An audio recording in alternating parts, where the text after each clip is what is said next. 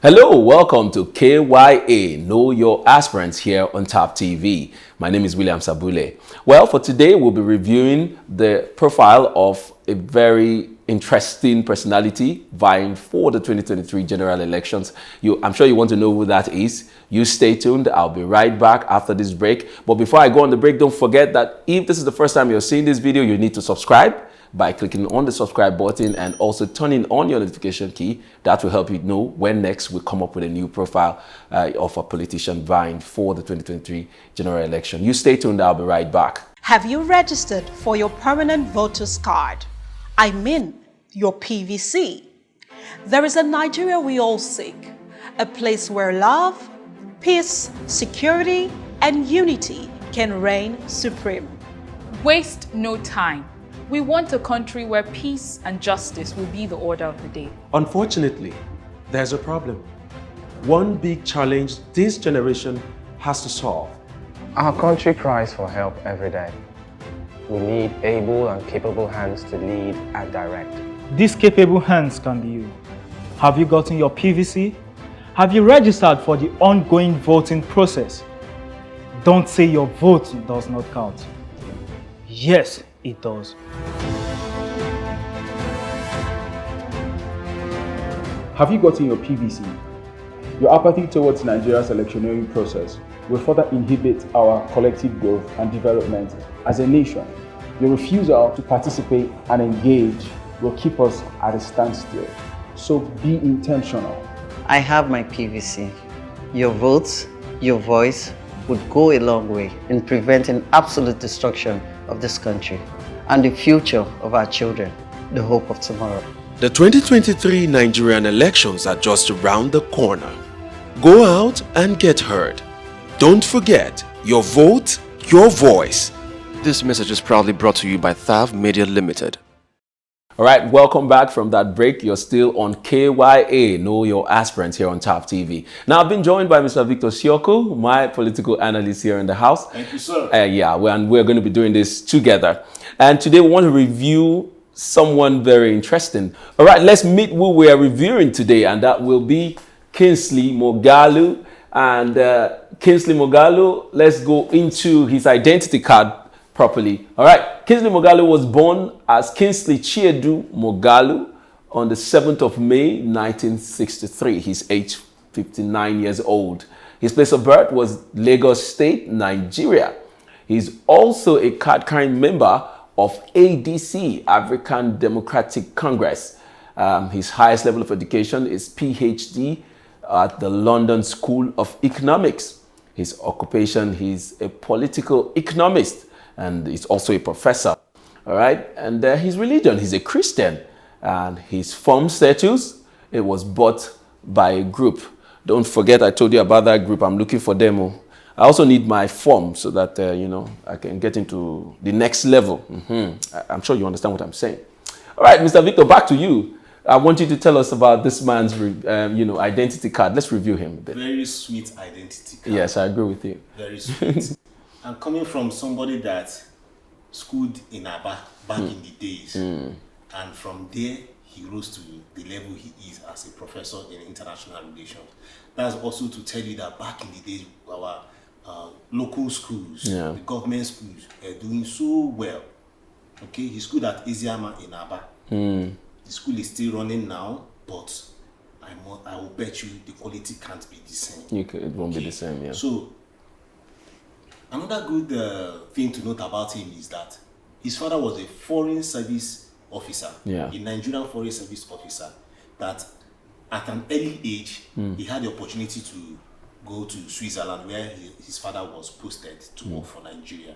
Not until after a while, they had to come back. And also, the father was cross-posted to different countries and places. And that also helped him as a child to grow with the knowledge of having other cultures, seeing other cultures, and he was able to get education from different places. So him also being a politician, yes, he's a politician, and he also is a professor. That is too good because he is knowledgeable. Yes, he is. and he is also coming from the economic side, and we all know that Nigeria is suffering economically. Yeah. So I see the CV as mouth-watering. Yeah. His age is ripe. As far as I'm concerned, some persons might say, 59, my brother, 59 is good. Yes, I agree with from you. his, from what I'm seeing here, the only challenge I have here is, I'm sorry, the party. I am so sorry, because ADC, they've not done their jobs well because of publicity. Many Nigerians don't know them. They don't know them. Okay, so I think before now he was with YPP. YPP is more of is more loud than ADC. So for that, I am scared. All right. So let's move on to his portfolio. Well, KINGSLEY MOGHALU is a very exposed and enlightened man. Yeah. So let's see his journey so far, what he has been about before now. All right. Moving on to his portfolio. He has been the deputy governor of Central Bank from 2009 to 2014. That means he has been the deputy under two administrations. That should be under Yar'Adua and Goodluck Jonathan. And then moving on, he was also a former United Nations official. He has also been a teacher at the Tufts University in the United States of America. All right, Mr. Victor, you want to tell us about that profile? You want to talk a bit about it? Yes. Yeah. Okay. He was appointed by Yar'Adua. Okay. And the unique thing about his reign as deputy governor of the CBN is that he was part of the team that managed the reserves of this country. Yeah. At the time that the reserve grew to $37 billion. That's a lot of money, my brother. Yeah. Right now, we can't boast of that any longer. I don't know when next we'll hit that peak. Okay. So you also find out that he has been, you might say, the corridors of power, but from the economic angle. Okay, he's been there in terms of international relations. He is well studied. He's a staunch. So if he comes in, if he wins the presidency, let's not go about the predictions now. But if he wins the presidency, you find out that there is somebody that will take care of the economic part. And you know we are struggling with that. And also, we will also be very, very efficient in international relations because he has, I mean, a lot of experience in that area too. He has friends, he has allegiances, he have, call them as in partners all over the world. And that is a very good plus for someone like him. Yeah, like you mentioned, UN official during, although it was a short stint, but that was during Kofi Annan. Okay, and being also a lecturer in a top school like Tufts University in Massachusetts in the US. That's a lot for him. Yeah, I agree with you. Yeah. He has really done well for himself. All right, let's look at the highlights of this man. His tenure as deputy governor of Central Bank included the non-interest banking, which Christians saw as a ploy to move the Islamization agenda. Disagreement between Sanusi Lamido and MOGHALU over an alleged 20 billion naira fraud. All right, what do you think about this? Yeah, with respect with the Islamic banking, okay, which for me, I think it was a smart idea. In as much as, there is always this report here and there. When it comes, Nigeria is divided between religious lines. When it's favoring one part, the other part comes out loud and you know the reactions that come with such things. But yes, it also brought, we cannot extinguish the fact that he brought in investment through, he was the part of the team that brought in investment through the Islamic bank, just like we have the Jais Bank and the rest. Yes.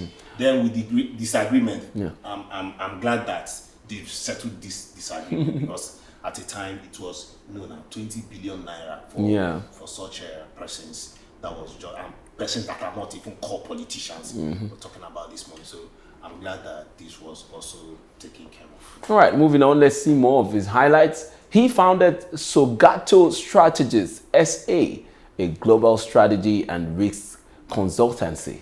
Wale Soyinka, Sanusi Lamido, Sanusi, and the Oni of Ife endorsed him for president in 2019. I'm sure they did this because they have, direct experience of the man's, professionalism, and a whole lot more. Because Owen, from the beginning, we said he had a lot of international experience. And these people, Soyinka, Sanusi, these are people that are really exposed. And so I'm not surprised that they endorsed him for president in the 2019 election. You want to say more? Yeah, you know, during the 2019 election, you find out that he was more like the most, in quote, he was one of the most educated candidates as at that time. I know there was the clamor for an intelligent, a smart leader. Okay, I'm not saying that the current president is not smart, but there was this argument that, okay, between him, the Atiku, and the Buhari, who is most learned, okay, and fortunately for him, Wole Soyinka, Sanusi, and the Oni of Ife gathered their support for him, and they endorsed him. So just like I was telling you before now, ADC, it's just like YPP, but a lower YPP as far as I'm concerned. I'm sorry, I don't mean to harm their feelings, okay? So, unfortunately for him, the party didn't have that strong structure. You need structures. You cannot run away from that. True. How many wards can they be able to capture, as in the YPP? Same with ADC right now. These guys, they need more reinforcement. If it's to collapse with other parties, fine. You cannot just come as a minor party. I'm sorry. I'm really, really sorry. I don't mean to offend anybody, but it's a minor party. Minority, It's a minor party. In a days like this, when we have the SDPs, if you're talking about third force, like the SDP, like the NNPP of Kwankwaso. So, I wish you well. I agree with you. A very powerful potential, but running on a very low-rated party here in Nigeria. All right, let's look at his declarations and plans. I mean, why is he running? According to him, he says, as president, I will reform the Nigerian police force.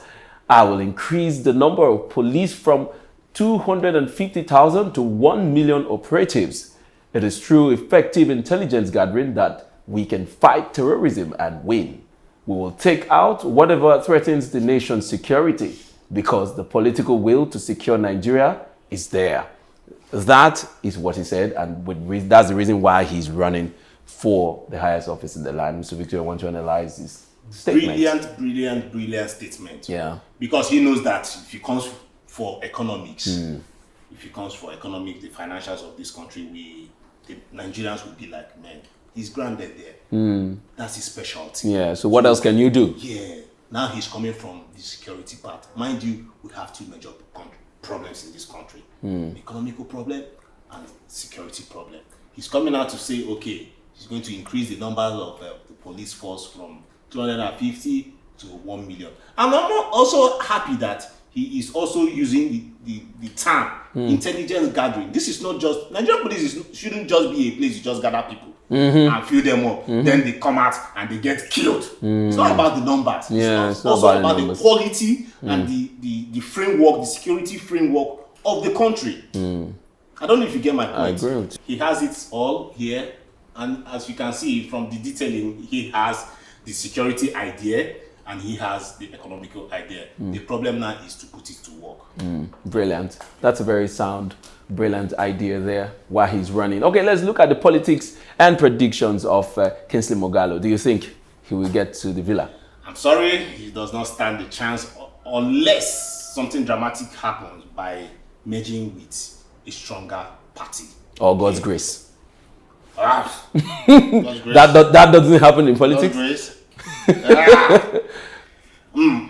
Well, that's the prediction I can give right now. Oh yeah. But the politicking now is that, like I told you, Nigeria is divided, north and south.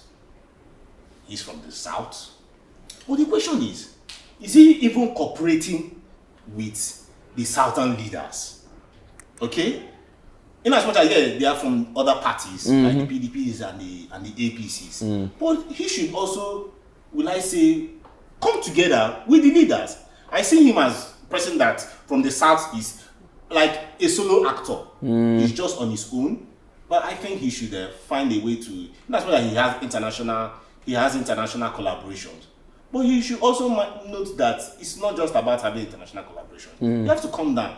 Politics is about grassroots. It's about grassroots. You need to form collaborations down the line. So I think that he should, if he's watching this program, he should try as much as possible to form alliance with the Southeasterns, form alliance with the South, and also go up north there and see what he can get from that side. All right, that's all we'll be taking on KINGSLEY MOGHALU. Thank you so much, Mr. Victor, for that in-depth analysis and predictions.